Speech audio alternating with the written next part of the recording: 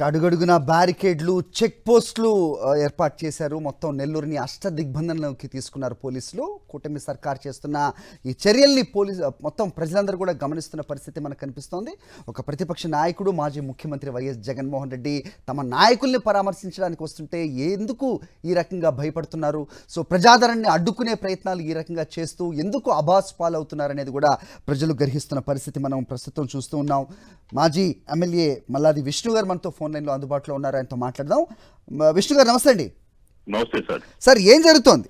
మొత్తం రహదారులను దిగ్బంధిస్తున్నారు, ఎక్కడ పడితే అక్కడ చెక్ పోస్టులు, ఆర్టీసీ బస్సుల్లో వెళ్తున్న వాళ్ళని కూడా ఆపి మరీ ప్రశ్నిస్తున్న పరిస్థితి. అంటే ప్రజలు వస్తారు వైఎస్ జగన్మోహన్ రెడ్డి దగ్గరికి అనేది చిన్నపిల్లల్ని అడిగినా చెప్తారు మొత్తం ఆంధ్రప్రదేశ్ రాష్ట్రంలో. అలా అడ్డుకోవడం వల్ల వీళ్ళే పలచన పడుతున్నారు, వీళ్ళే అబాస్ పాలవుతున్నారు అనేది ఎందుకు గ్రహించట్లేదు? ఇంత చిన్న లాజిక్ని ఎందుకు మిస్ అవుతున్నారు?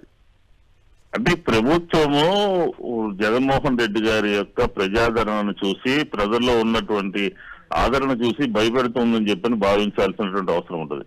ఎందుకంటే ఆయన ఈ రాష్ట్రంలో ఎక్కడ పర్యటన చేయడానికి వెళ్ళిన ప్రతి సందర్భంలోనూ కూడా పోలీసు యంత్రాంగం ఆయనకి భద్రత కల్పించకపోగా ఆయన్ని చూడటానికి, ఆయన పలకరించడానికి, ఆయన దగ్గరికి వచ్చేటటువంటి ప్రజల్ని ఆపాలని చెప్పనే ఒక భ్రమలో ఉందన్నమాట.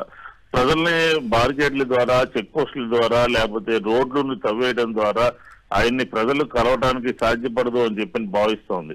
ఈ 3-4 జిల్లాల్లోనూ పర్యటించినటువంటి సందర్భంలో పోలీసులు వ్యవహరించినటువంటి తీరు అదే. దానికన్నా ఎక్కువగా ఈ రోజు నెల్లూరు పట్టణాన్ని అష్టదిగ్బంధనం చేసి ప్రజలెవరూ కూడా జగన్మోహన్ రెడ్డి గారి దగ్గరికి రాకూడదు అని చెప్పని ఉద్దేశంతో ఈ రకమైనటువంటి కార్యక్రమాలు చేస్తుందన్నమాట. ఇది సరైనటువంటి విధానం కాదు. ప్రజాస్వామ్యంలో ఒక పార్టీ, రాజకీయ పార్టీకి సంబంధించి నిన్న మొన్నటి వరకు ప్రభుత్వంలో ఉండి ముఖ్యమంత్రిగా ఉండి తనతో పాటు పనిచేసినటువంటి ఒక మంత్రిని అక్రమంగా, అన్యాయంగా జైల్లో పెట్టినటువంటి సందర్భంలో, పలకరించడానికి వెళ్తున్నటువంటి సందర్భంలో ఇంతటి హడావుడి చేయాల్సినటువంటి అవసరం ఉన్నదా అని చెప్పని ఒక ప్రశ్న ఉత్పన్నం అవుతోంది. మనకే కాదు, ఈ రాష్ట్రంలో ఉన్నటువంటి ప్రజలకు, మరీ ముఖ్యంగా నెల్లూరు జిల్లాలో ఉన్నటువంటి ప్రజలందరూ కూడా ఆశ్చర్యపోతున్నారు. ఏం జరుగుతుంది ఈ నెల్లూరు పట్టణంలో? పోలీసులు తమ చేతుల్లోకి నెల్లూరు పట్టణాన్ని తీసుకుని కలవడానికి, చూడటానికి వస్తున్నటువంటి జగన్మోహన్ రెడ్డి గారిని కలవనీయకుండా ఈ రకమైనటువంటి కార్యక్రమాలు ఎందుకు చేస్తున్నారని. అది కూడా కాకుండా మాజీ శాసనసభ్యుడిగా ఉన్నటువంటి ప్రసన్న కుమార్ రెడ్డి ఇంటిని తెలుగుదేశానికి సంబంధించినటువంటి గూండాలు గాని, కార్యకర్తలు గాని పగలగొట్టినటువంటి సందర్భంలో పోలీసులు ఇంతటి ఉత్సాహాన్ని ఎందుకు చూపలేదు అనే ప్రశ్న కూడా ఒకటి ఉత్పన్నం అవుతుంది. ఆయన ఇంటిని ధ్వంసం చేసి ఆయన ఉంటే ఆయన మీద దాడి చేయాలని, చంపేయాలని ప్రయత్నం చేసినటువంటి సందర్భంలో ఇప్పటి వరకు కూడా ఒక్కరిని కూడా అరెస్ట్ చేయకుండా పోలీసులు నిర్లిప్తంగా ఉండి వ్యవహరిస్తున్నటువంటి తీరు చాలా ప్రశ్నార్థకంగా ఉందన్నమాట. కాబట్టి ఈ రోజు వాళ్ళు చేసినటువంటి తప్పుల్ని కప్పిపుచ్చుకోవడానికి జగన్మోహన్ రెడ్డి గారి యొక్క పర్యటనని ప్రజలెవరూ రాకుండా చేయాలి అని చెప్పని ప్రభుత్వంలో ఉన్నటువంటి పెద్దలందరూ కూడా, పోలీస్ అధికారులు కూడా, ముఖ్యమంత్రి గారు లేకపోతే డీజీపీ వీళ్ళందరూ కూడా సమాధానం చెప్పాలి. ఎందుకని ఈ రకంగా వ్యవహరిస్తున్నారు?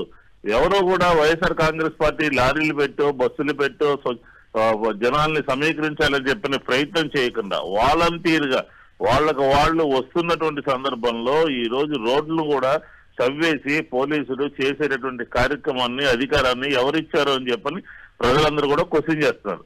ఇలాంటి సందర్భంలో జగన్మోహన్ రెడ్డి గారి పర్యటన విజయవంతం అవుతుంది అని చెప్పని కూడా ఈ సందర్భంగా చెప్తా ఉన్నాం. రైట్, చూసాం సార్. సో పొదిలి చూసాం, అంతకుముందు బంగారుపాళ్యం, ఆ తర్వాత బంగారుపాళ్యం చూసాం.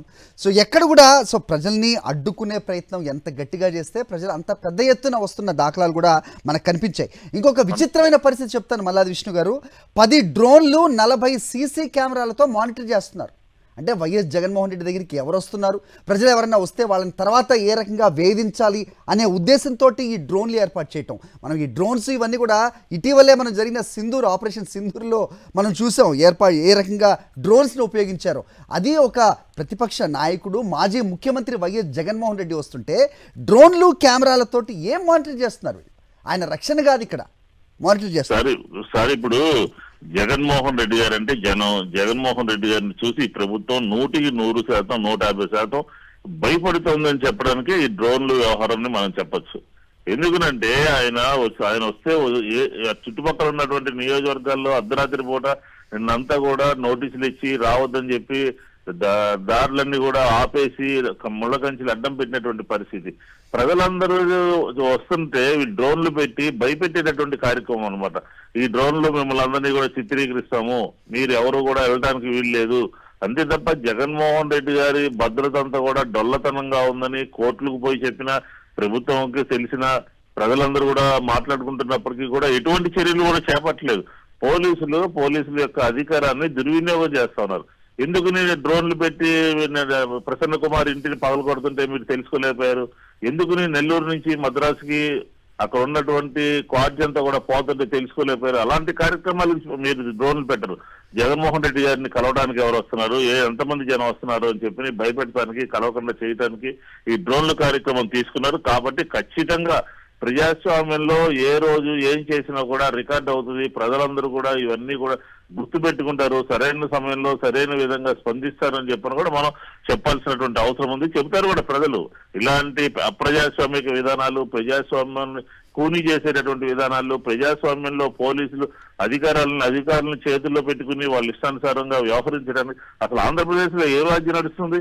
పోలీసు రాజ్యం నడుస్తుందా? ఖచ్చితంగా 100% పోలీసు రాజ్యం నడుస్తుంది ఆంధ్రప్రదేశ్ లో చెప్పడానికే ఈ మధ్య కాలంలో జగన్మోహన్ రెడ్డి గారి పర్యటనలు జిల్లాల్లో జరుగుతున్నటువంటి సందర్భంలో పోలీసులు వ్యవహరించినటువంటి తీరుని మనం చెప్పొచ్చు. ఈ రోజు కూడా అంతే. ఈ రోజు జగన్మోహన్ రెడ్డి గారు వచ్చి ఆ జైల్లో ఉన్నటువంటి ఆయన్ని కలిసినా, లేకపోతే వాళ్ళ ఇంటికి వెళ్ళి పరామర్శించి ఓదార్చాలని చెప్పని చేసినా, ఇది మామూలుగా సామాన్యంగా ఒక పార్టీ అధినేత చేసేటటువంటి కార్యక్రమాలు. అవి కూడా చేయడానికి వీల్లేదు అని చెప్పని నోటీసులు ఇవ్వటము, అలాగే ముళ్ల పొదల్లోనేమో హెలికాప్టర్ దిగడానికి పర్మిషన్లు ఇవ్వటము, లేకపోతే ఎవరిని 10 మంది కలవాలి, 5గురే కలవాలి, ఎవరు రాకూడదు అని చెప్పని ఆంక్షలు పెట్టడము. ఈ ఆంక్షలు ఏంటి అర్థం కానటువంటి పరిస్థితి. కోర్టులు ముట్టిగాయలు వేసిన పోలీసులకి, కోర్టులు అక్షింతలు వేసిన ప్రజల చీత్కారం నుంచి పోలీసు యంత్రాంగం గురవుతున్నప్పటికీ కూడా ఇలాంటి కార్యక్రమాలనే కొనసాగిస్తా ఉన్నారు జగన్మోహన్ రెడ్డి గారి పట్ల. కాబట్టి ఖచ్చితంగా ఆంధ్రప్రదేశ్ ప్రజలందరూ కూడా చాలా తెలివైనటువంటి వారు. మరి ముఖ్యంగా నెల్లూరు జిల్లా ప్రజలు కూడా చాలా విజ్ఞత కలిగినటువంటి ప్రజలు. వారందరూ కూడా పోలీసులు ఈ రోజు జగన్మోహన్ రెడ్డి గారి పట్ల వ్యవహరిస్తున్నటువంటి తీరుని ఖచ్చితంగా గమనిస్తున్నారని చెప్పని కూడా మనం ఈ సందర్భంగా మాట్లాడుకోవచ్చు.